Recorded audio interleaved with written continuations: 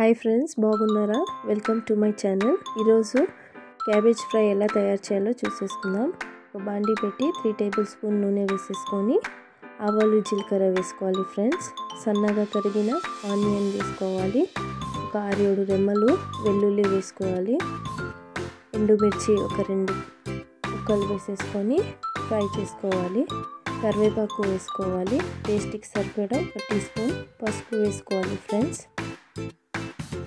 ఉప్పు వేసుకోవాలి.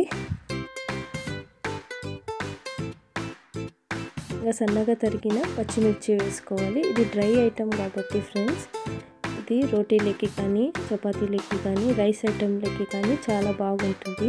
మీరు కూడా మీ ఇంట్లో తప్పకుండా ట్రై చేయండి. ఈ మిక్స్చర్ అంతా గోల్డెన్ బ్రౌన్ వచ్చే వరకు బాగా ఫ్రై చేయండి ఫ్రెండ్స్. మనం పచ్చిమిరపకాయలు ఎండుమిరపకాయలు వేసుకున్నాము కాబట్టి డ్రై చిల్లీ పౌడర్ అనగా కారం పొడి వేసేసుకోవాల అవసరం ఉండదు. సన్నగా తరిగిన టమాటాలు వేసేసుకుందాం. ఇప్పుడు టమాటాలు బాగా మిక్స్ చేసి మూత పెట్టుకొని బాగా మరిగించుకోవాలి. టమాటాలు బాగా మరిగిన తర్వాత 1 గంట సేపు నానబెట్టిన కందిపప్పును వేసేసుకోవాలి ఫ్రెండ్స్. వేసుకొని మిక్స్చర్ అంతా బాగా కలుపుకోవాలి. క్యాబేజ్ని మనం బాగా సన్నగా తరిగి పెట్టుకోవాలి. సన్నగా తరిగిన క్యాబేజ్ని మనం వేసుకోవాలి బాండీలోకి. క్యాబేజ్లో వాటర్ కంటెంట్ ఉంటుంది కాబట్టి మనం నీళ్ళు దాంట్లో ఎక్స్ట్రా యాడ్ చేయాల్సిన అవసరం లేదు.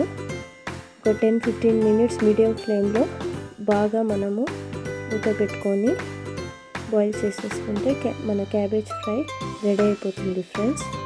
ఇంకా బాగా మిక్స్ చేసి కొత్తిమీరతోటి గార్నిష్ చేస్తే క్యాబేజ్ ఫ్రై రెడీ అయిపోతుంది. Like, share and subscribe. Until then మనము నెక్స్ట్ వీడియోలో కలుసుకుందాం. Bye friends.